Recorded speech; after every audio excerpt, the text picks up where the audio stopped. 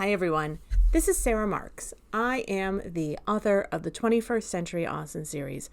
Today, you're listening to the audio commentary for my book, Love and War in Woodhouse Hall. How does this work? It's pretty simple. I introduce the book, I let you know what I was thinking, and then I go chapter by chapter and address what goes on, my thoughts about it, things like that.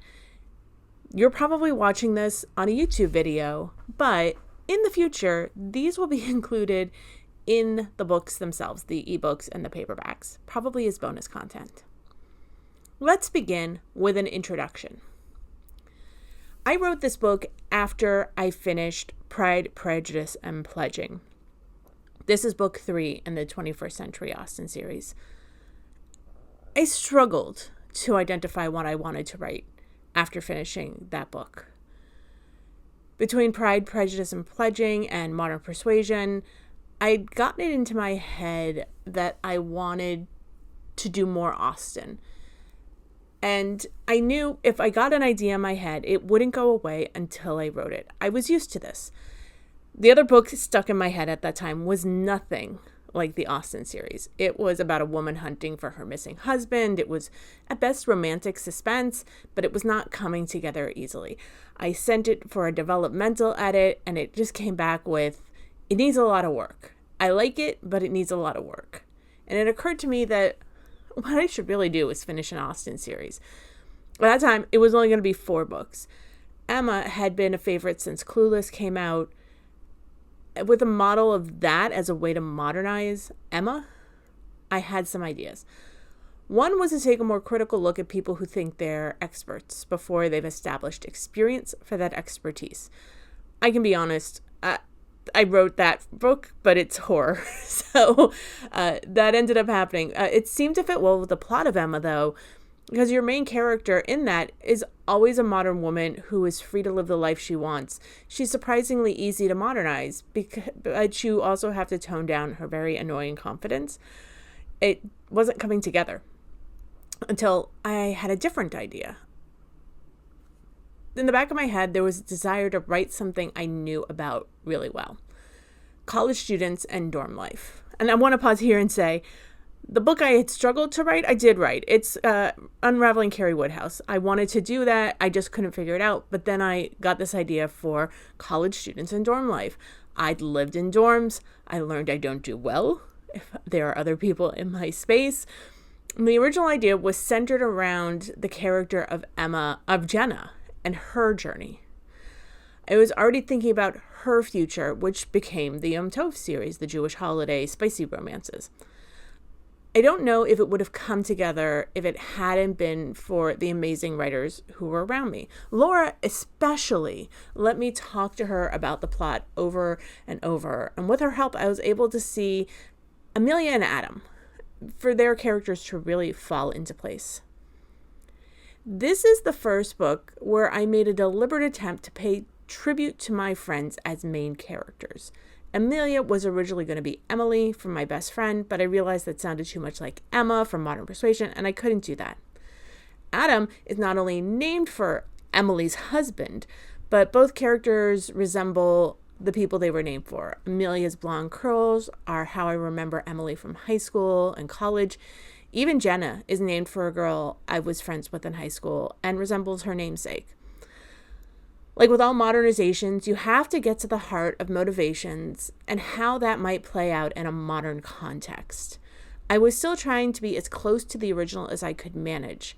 I thought that's what readers would want. There were a lot of moving pieces to the original, though. Emma is a surprisingly complicated story. It's actually very thick. I'd argue it's probably her thickest book. I'm like looking at it on my shelves. It is chunky. Like every edition I have of it is a super chunky book. So there's a lot of moving parts that you have to keep in mind. I decided it might be fun to play with the idea of creating a battle, a war. The war for the dorm was born from my fear that I needed a secondary plot to connect everything together. Emma has her boring moments. Even Clueless feels more like a year in the life of a teenage girl. You don't see the plot until the second half of the act, in Clueless when Cher realizes, oh my God, I like Josh. I am sure that as my friend Rona reads this or listens to this, she is thinking, way harsh, Ty.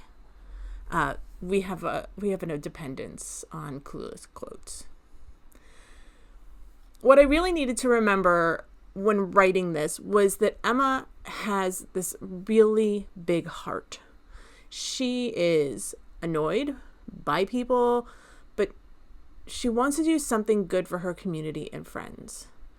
I think they did a great job of that in the 2020 adaptation of Emma with Anna Taylor-Joy, who was just delightful. But Amelia, in specifics to this book, needed to be both aware of what's going on around her and oblivious of things around her, which is not an easy balance. The war for the dorm ultimately allowed me to gave readers a chance to see that she can shine, even when she's stumbling. This book was the first time I worked with a good editor. Indu, who I'm still friends with, hi Indu if you're listening, really helped me pull out the details I hadn't included. There was plenty I ignored. I remember editing the book in the summer of 19 while my grandfather was in surgery. My parents and I sat in various hospital waiting rooms while surgeons worked to keep a 99-year-old man alive long enough to see his great-grandson have a bar mitzvah. We were tense, and having this book to edit was probably what kept me from letting my anxiety take control. And with that, let's get into the chapters. Chapter 1. Woodhouse Hall is primarily inspired by the first dorm I lived in. I went to Florida State University first. I famously talk about I didn't do well. I failed out of college the first time around. And I was setting myself up for failure because I didn't reserve housing quickly enough. I didn't make a decision about going to Florida State, I think, until after all the good dorm rooms were sort of claimed. So I ended up in this dorm called Smith Hall. It was officially the worst dorm on campus. Almost everything you read in Woodhouse Hall is Smith Hall, except that Smith Hall was in Florida and had 0 AC, not even window units. In Florida, it's not comfortable. Meanwhile, Lecoq State is based more on the schools I've worked in Massachusetts. Lecoq, the city, is inspired by the cities that hosted those schools. So sometimes you'll get a sense that it's kind of a tiny little city, and other times it's a much bigger city. It is not Boston. Boston did not inspire this.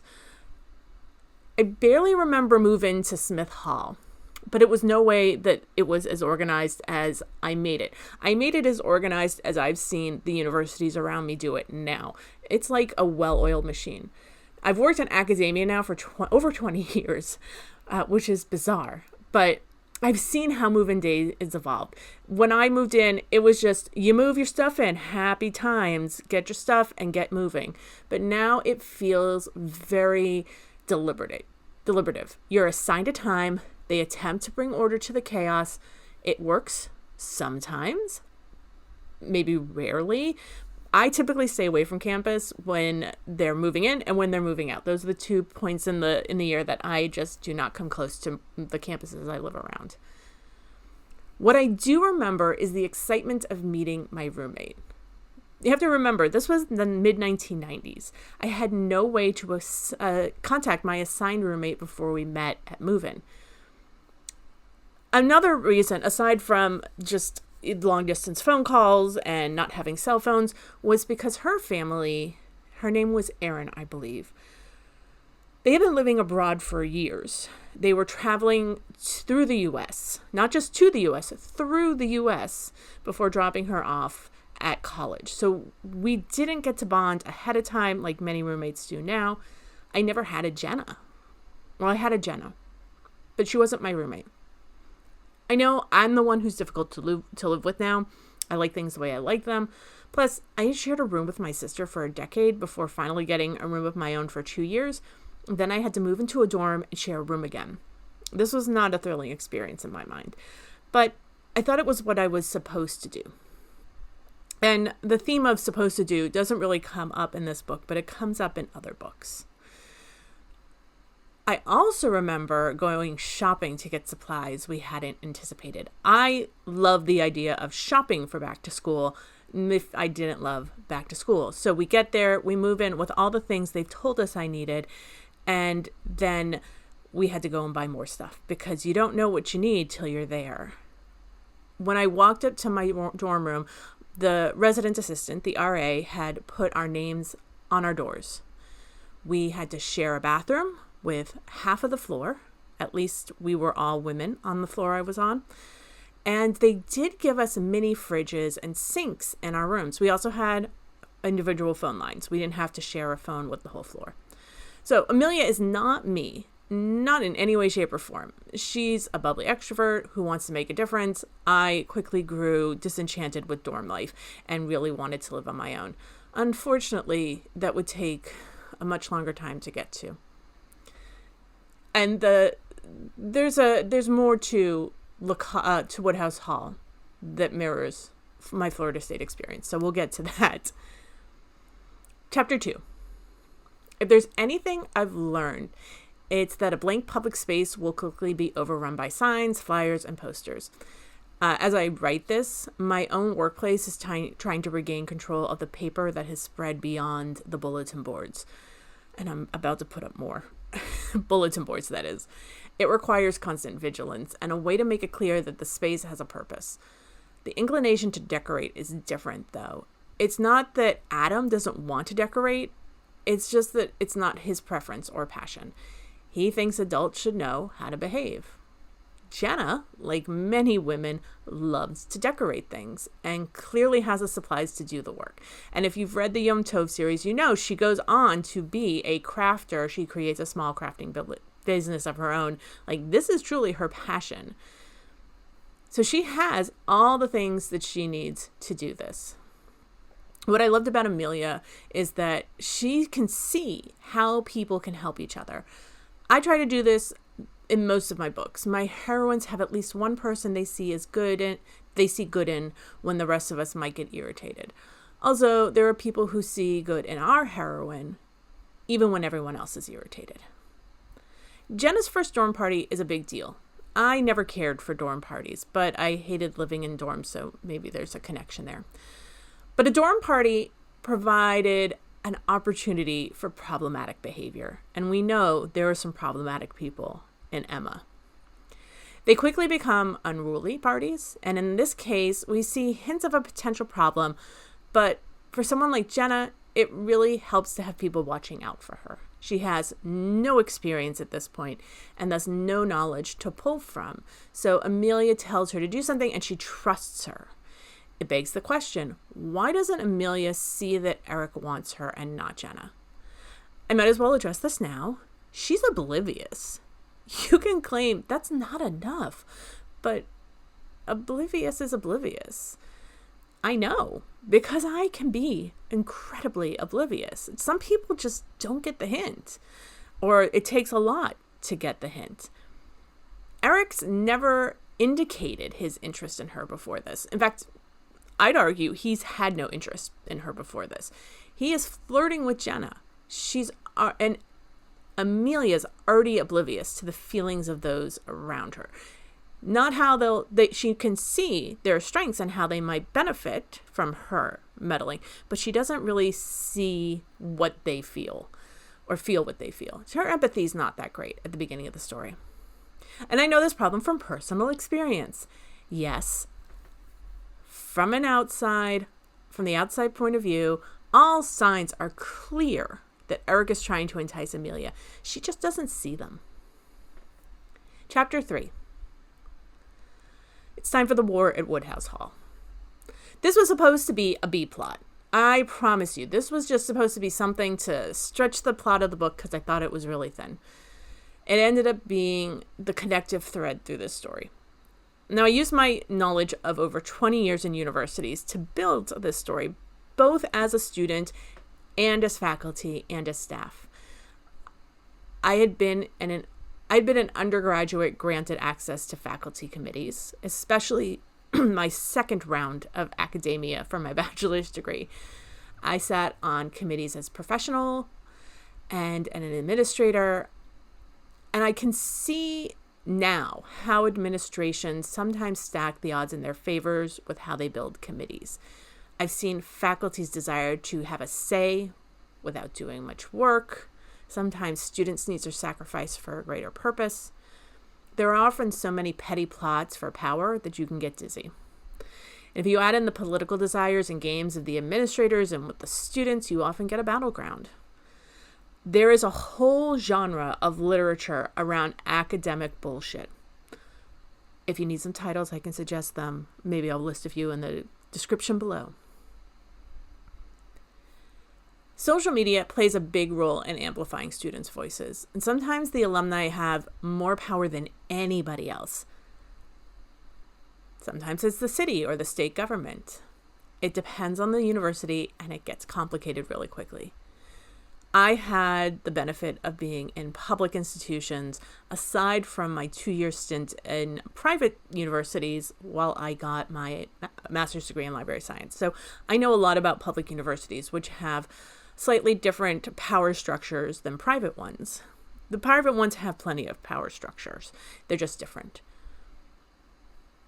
The more I write about this, the clearer it became that this was an opportunity to show things the readers might not realize this early in the story, but would make sense later. Eric's power play of assigning seats and laying out the place cards was a fun way to show how Amelia falls in and out of favor, but how others will have her back later. The chapter is also where we see hints that Eric is bisexual. I always felt that if he managed to get married, he would cheat on everyone and anyone. I wrote this after Pride, Prejudice, and Pledging, and I often wondered how he and Caroline would work together, but in the end, I couldn't do that to her. He's the worst. He truly is one of the villains I've written. I don't think I could say that about Caroline. She's a pain in the butt, but she's a woman. I can't throw her under the bus completely. Chapter 4. Originally, every chapter was going to take place over the entire month it was set in. Fortunately, Indu talked me out of that. That didn't help Pride, Prejudice, and Pledging, which I had already done that too. I started each of the chapters with a description of what Jenna had done with the bulletin boards and the door decorations, because Adam had let her take over that work. It was another chance to show how she was evolving and expressing herself. I didn't want to get rid of these scenes when I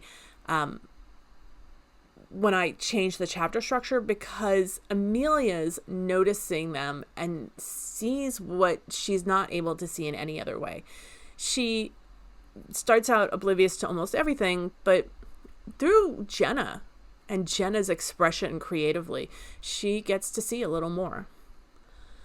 The dorm meetings and brainstorms was a scene I loved writing. Most of these complaints were things I had had about living in Smith Hall at Florida State. But the Western Mass trip was one I have done many times. Over the summer, my friend Yvette and I took, this was many years ago, like a decade and a half ago. My friend Yvette and I took a road trip to see multiple things in Western Mass. She was the type of person, she has since passed away, who wanted to stop at every place that caught her eye. That is not me. I am the person who has an itinerary, and we're going to get to everything I have planned. I have been not that ambitious with my plan. I tend to be realistic about time, but we don't have time to stop and wonder about something. Once Yvette realized that when I drive, we have a destination, she just accepted it. I also, on the other hand, accepted that if she drove, we had no destination. The yarn store in the book was inspired by Webb's, which is in Northampton, Massachusetts, in Western Mass. They have an annual tent sale that I stopped going to because I was spending hundreds of dollars in yarn that I wasn't actually using. Did that influence Unraveling Carrie Woodhouse? Absolutely. There's a reason that became the sequel. Highbury Candle Company is Yankee Candle.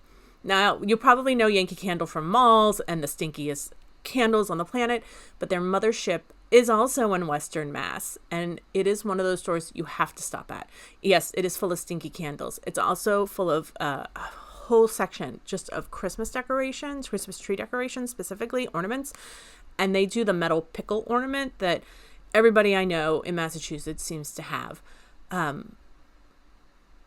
They also have this weird Country Bear Jamboree like show in the middle. It's so weird. But at this point, I was already beginning to write Love from Northanger Park's Katie, and I was actively creating my own theme park. So when I was thinking of the Candle Company and what they would do in Western Mass, that was a quick reference. And sort of like some things that had gone on in the original Emma. Like they keep going on these little adventures together and Emma is just oblivious. So I was like, well, if we're going out to Western Mass, we're going to stop at Webb's and we're going to stop at Yankee. What can I call them? Because I can't use those. Chapter 5. There's a deleted scene that you can find in A Little More Woodhouse Hall. It's a conversation between Jenna and Amelia about the candy they love. This was entirely me listing the candy I love. It's in their dorm room after they've returned from this road trip. And I cut it out because it was just me writing about the candy I love. I love candy. This was when I came up with the idea for Sweeten Up Ginny Darcy also. I integrated a lot of that into a lot of what was in this conversation and the part of it where they were driving with Eric into some of the things I was thinking about with Sweeten Up Ginny Darcy. Should Amelia have realized the basket of candy was for her? No. The point of including the conversation in the car was to show that the roommates like a lot of the same candy.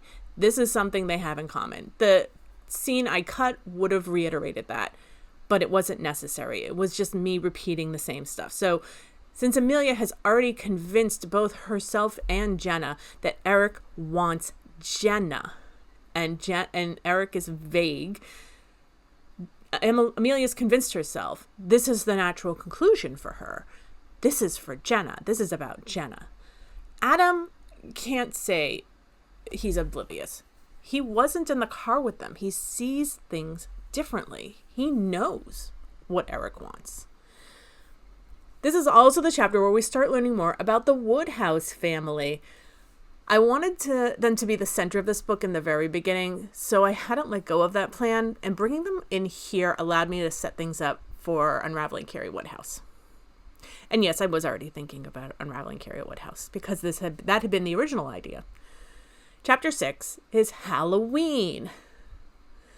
This is how I remember dorm parties. So what happens between Eric and Jenna? I think she gives the fairest explanation later. Would I call it sexual assault?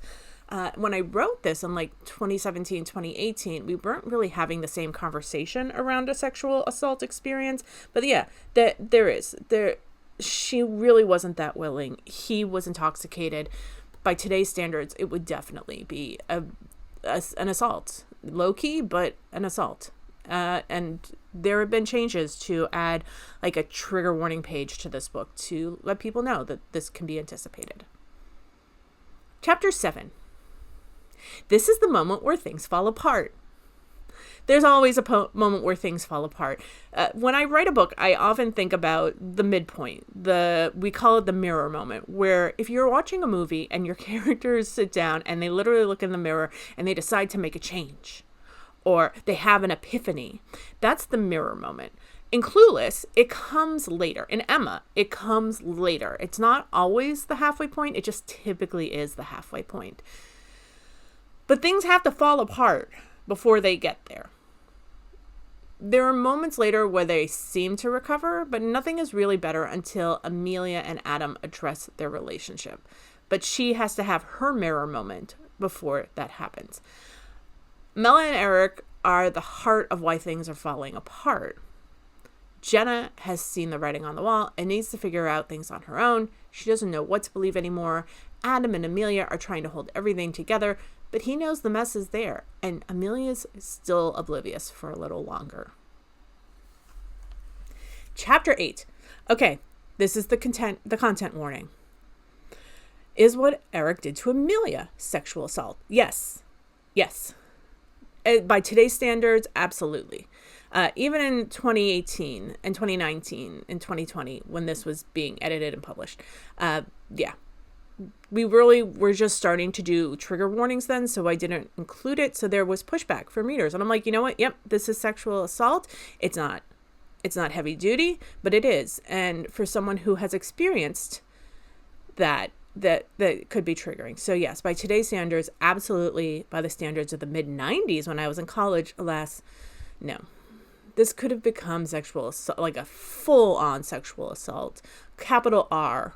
But it wasn't talked about that way in the 1990s. And Amelia prevents anything worse than what happens. When I first saw and to be fair, this is what happens in Emma.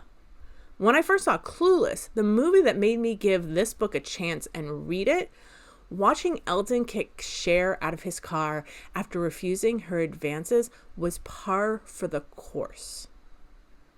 That's what happened. If you didn't give in, you were going to get kicked out in the middle of nowhere.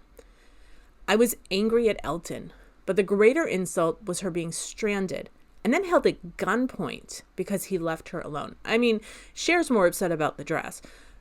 Fair. But being held at gunpoint because you refused a man's advances, and not by the man. This is what happens in Emma, though. They're often in a carriage, and when she doesn't want his advances, she gets kicked out. I didn't want that for Amelia. I wanted a good for her moment. You know, the catharsis, however unrealistic, of a woman being able to deliver some justice to her abuser. And I didn't want Adam to save her from Eric. This is Amelia's book. However annoying she can be, she's not waiting for someone to save her. Sure, Adam does pull Eric off of her, but Amelia kicks his ass. Good for her. Chapter 9. I'll say this about the concept of the friend zone. This is finally become a topic, and I'm recording this in 2024. This has finally become a topic in a greater conversation about sexual dynamics in relationships. Yes, I think people accept less than they want to maintain a relationship with someone they care about. Sometimes they're hoping for more, but a lot of times I think people accept it. You might want more, but the relationship is important, and thus you will take what you are given. Maybe I'm wrong about that. Maybe that's just my experience. Adam has done this, though. He loves Amelia. He knows it, but their friendship is far too valuable for him. And I think I set it up pretty well in the beginning that this is a friendship that has been there for him since the dawn of time. He won't rock the boat, but he sees how he could turn out like Eric if he got too entitled for her attention. So what makes him pull away? What keeps him on the fringe as he struggles with his own feelings is that he loves her, not just romantically, but as someone who is practically family, someone who is part of him. Eric wanted something else from Amelia, but Adam's afraid that she'll only see the same thing. This is when Bobby finally enters the story. I mean, he's been there all along, but this is when he actually comes in the story and becomes an active member. Amelia is dismissed. She has dismissed him. She has judged him based on what he looks like. He is Bill Skarsgård. And Eric, oh no, I can't remember the actor's name, but I wanted to play with this idea of sort of the angular, severe-looking man being the teddy bear and the teddy bear-looking guy being the jackass. So that's so Amelia dismisses him, and now she's realizing he's observed more than she has, and he's far more than she has realized. The push to report Eric is something many women go through. This is not an easy decision because women aren't believed. Friends will encourage this without connecting the trauma, the assault, and the knowledge that the woman will be blamed. Amelia has every right to be torn by this decision. Also in this chapter, we meet Carrie Woodhouse. By the final draft of the book, I was already outlining Unraveling Carrie Woodhouse and knew she needed to show up here to strengthen the connection between the two books, especially because her family runs the dorm. Chapter 10. We finally meet Frank, named for my father, also the character in the original, and the mixed messaging starts. So here we have three men that are trying to have relationships with Amelia and giving very different experiences. You have Eric, who thinks he's entitled to more than he wants. You have Adam, who will take just what she will give him and is now afraid he will look entitled to what he wants. And then you have Frank, who she mistakes as being mutually attracted to her and is not. There are three ways I have interacted with different men. I mean, there's far more complexity to relationships with men than this, but he's using her. Frank is using her to make someone else jealous, the way Eric was using Jenna to get in with Amelia. So this is something that could destroy their friendship if he doesn't behave appropriately in the end. We'll get to that. Chapter 11. For me, one of the worst feelings after making a mistake and doing something that disappoints people is that sense of isolation in your shame. The second half of this book is about Amelia trying to fix her mistakes and do better. One thing she has to do is feel less alone, especially in relation to what happened with Eric. He is now waging a war, and making her feel alone means it's easier for him to win. The same is true in the battle over the dorm. Once Eric attempts to push Amelia out, that's when her allies come together. And the hard work she's done in the previous part of the year, the previous chapters, finally begins to pay off. Amelia's relationship with President Fairfax is an interesting one. I'm not going to go too in depth with Lois Fairfax because she is not everyone's hero. She is not even Amelia's hero necessarily. Sometimes women in power will step on those below them. Other times they will seek out someone worthy to lift up, and others will lift up everyone. Lois Fairfax does both, depending on her mood and how she feels about you. You'll see this in what I'm currently calling Citation Needed. I think that might change. It's the last book in the series. She is morally gray. She is not going to be everyone's hero. And in the spin-off series, which will center around some things in Unraveling Carrie Woodhouse, so this will be adjacent, we will get to explore her trauma a little more. Chapter 12. Okay, February is tough. If you live in New England, you know. When you live in a place with snow, it might look worse than we realize. That toughness of February, not the snow. I mean, the snow looks tougher than you realize. But in New England, we get slammed with nor'easters over and over, especially in February. So you get stuck inside the house for days while the snow continues to fall. This hasn't been the case in the last few years. We haven't really had some, I'm jinxing us. It is the end of summer as I record this. I have just jinxed us. I am sorry, New England. It hasn't been like that this year, so we're prime. Usually I'm alone in the house, maybe with a pet, and I will get cabin fever and will do anything to get out of the house when I've been stuck inside for days. Surprisingly, during the pandemic, I was perfectly content staying inside for days and days and days. But during a snowstorm, if I can't even go out for a walk, I'm fucked. It really is. This is also the perfect time for all hell to break loose because it's February. The shortest month can feel like the longest month. If something's going to go wrong, it's going to go wrong. When I wrote this book, it was like 2018, 2019. This was just as Brett Kavanaugh was being set up to be a Supreme Court justice. There was a lot of negative attention for his actions during high school and college. These are things that happened. I know women they happened to. Similar things happened to me. While a light shone on Kavanaugh's very problematic behavior towards women, it wasn't resulting in anything that felt like justice for anybody.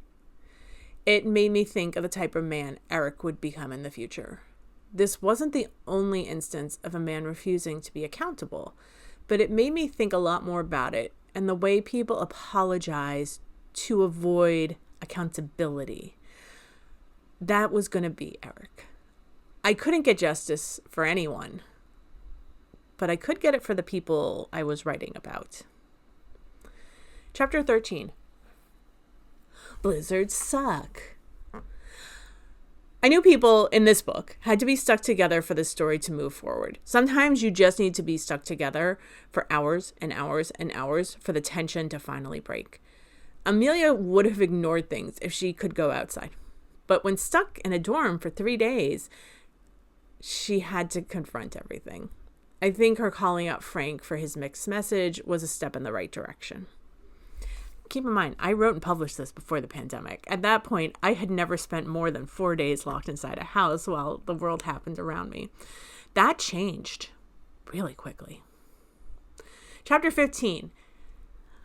At nearly every school I've been to, especially schools with larger campuses, there's a quad area.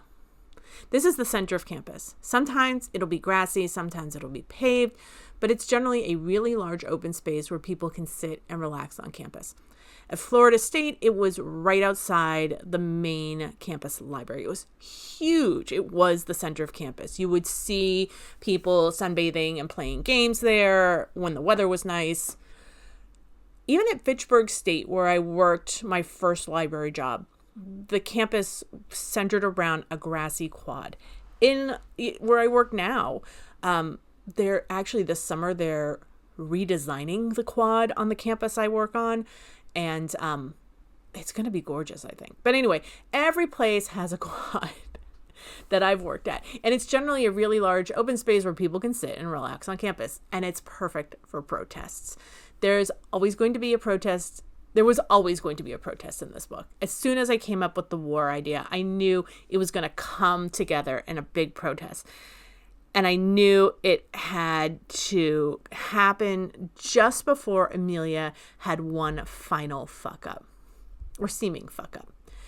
Now, in the original Emma, there's Miss Bates. She's someone that Emma is kind to, but is typically annoyed by. They sort of take her out of Clueless, but they keep her in the many Emma adaptations, including the Anya Taylor-Joy one from 2020. If you like the Romola Carrari one with Johnny Lee Miller, which I love, he's my favorite Knightley. That's definitely there. Jane Fairfax, and the reason there's no Miss Bates in Clueless is because there's no Jane Fairfax in Clueless. That entire plot line is cut. So Jane Fairfax in Emma, who is Sally in this one, is the only person Emma is jealous of and is constantly being praised by her aunt, Miss Bates. It makes Miss Bates even more annoying to Emma, and thus Amelia. Miss Bates in this is Norma. Typically, they're not really doing anything wrong with their reaction to a woman's honest awareness of herself, but Knightley knows how Emma really feels about her. And thus, in this case, Adam knows how Amelia feels about her. And Miss Bates knows.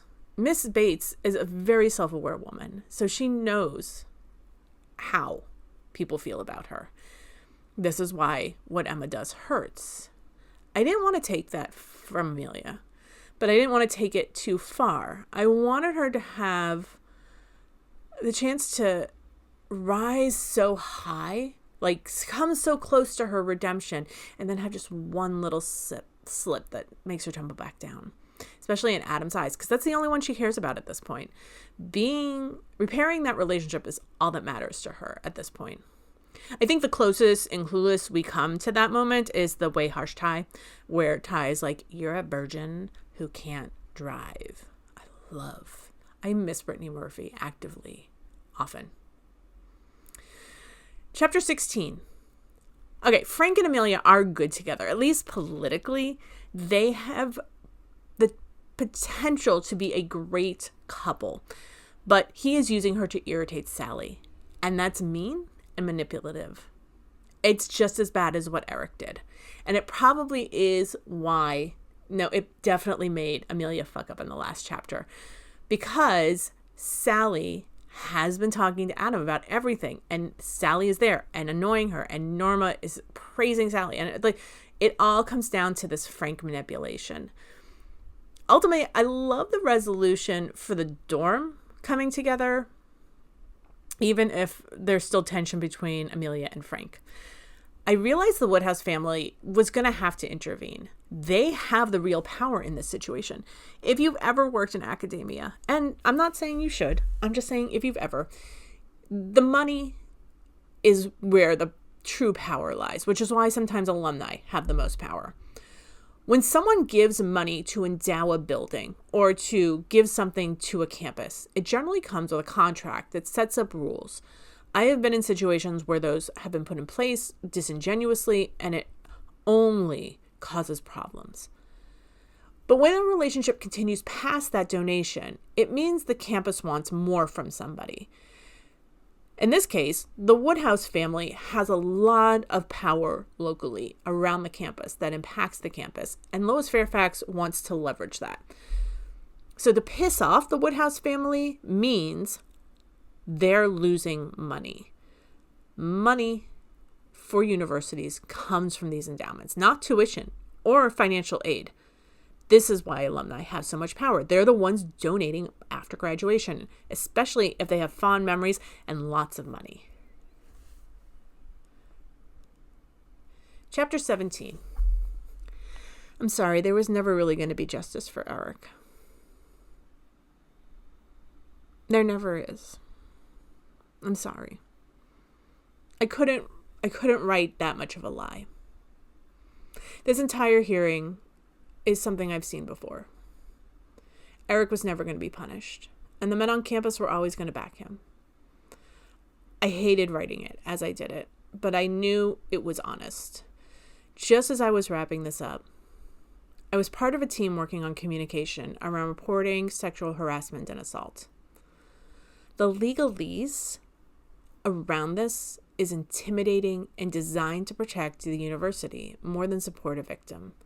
It is gut-wrenching to see all these systems get put in place, but for so little to change in 30 years and longer.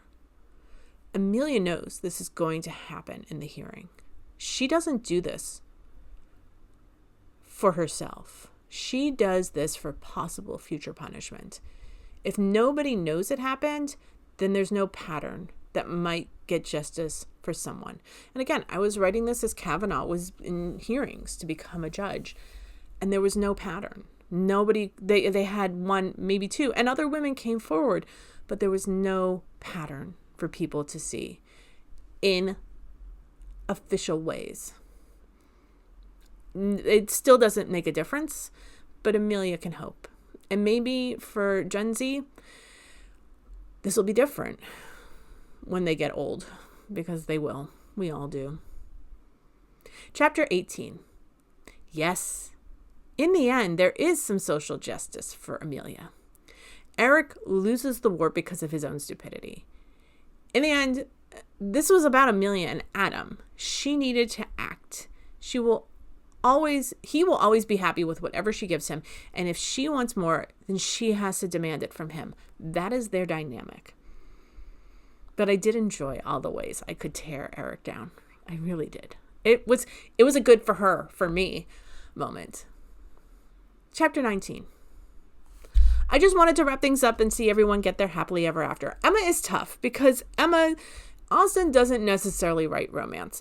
I've read books, especially one called Jane Austen at Home, where Lindsay Woolsey, who is famous for her knowledge about Jane Austen and her expertise around Jane Austen, she talks about in this book how Jane Austen really is writing about homes, the places, but she never really had a permanent home of her own. So all of her characters have home issues. In Persuasion, the Elliots have to give up their home. They're displaced because of Mr. Elliott's terrible management. In Pride and Prejudice, let's be honest, Elizabeth Bennet falls in love with Pemberley, as did all of us, and then Mr. Darcy. In Emma, this is a story about a woman who does not need a home. She does not need a husband. She runs her father's house. He is more than happy to let her do it and be the one in charge. He is a hypochondriac who needs his kid to take care of him. And it is critical that whatever happens between Knightley and Emma in the original, she lays it out. The book doesn't even end where he's like, if I loved you more, or I can't even remember the line, but if I loved you less, maybe I could talk about it more. Like, his inability to communicate with her is because he loves her so much. I mean, it's a little bit bullshit, but I do still love the sentiment. But that's not the end of the book. That's not their happily ever after. Their happily ever after is when he does what she needs over what he wants. She needs to take care of her father. Her anxiety is through the roof that Knightley may take her away from her father and taking care of her father. So, in the original, it's all about the fact that she just wants Knightley. She loves Knightley. She doesn't know how to make it work. Eventually, he comes around. He's like, no, this is how we'll make it work. But it's really about the home that she doesn't need to find because she has hers. But this is not that book. This is a love story. This is their love story. So I wanted to have a happily ever after, or for Jenna, a happily for now, and end where we began, making decisions about where they're going to live next year. Epilogue. At Florida State, Smith Hall was torn down a few years after I, in shame, hung my head and went home. For a few years, they tried to put in air conditioning, but eventually they just tore it down. So it no longer stands, and there's no love lost for me. At least Amelia and Adam are getting to live their best lives.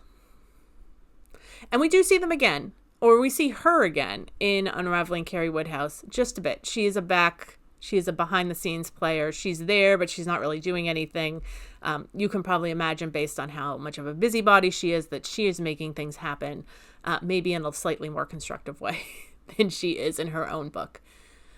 That is Love and War and Woodhouse Hall. Thank you for joining me for the last hour or so to talk about this book, what I was thinking, where my head was, and how decisions got made. I hope you enjoyed it. If you're watching this on YouTube, give it a thumbs up. Subscribe. I try to post these like once a quarter until I get through all of my books.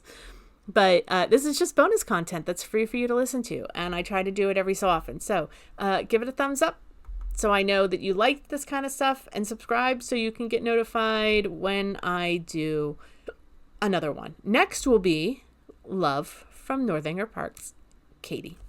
Bye.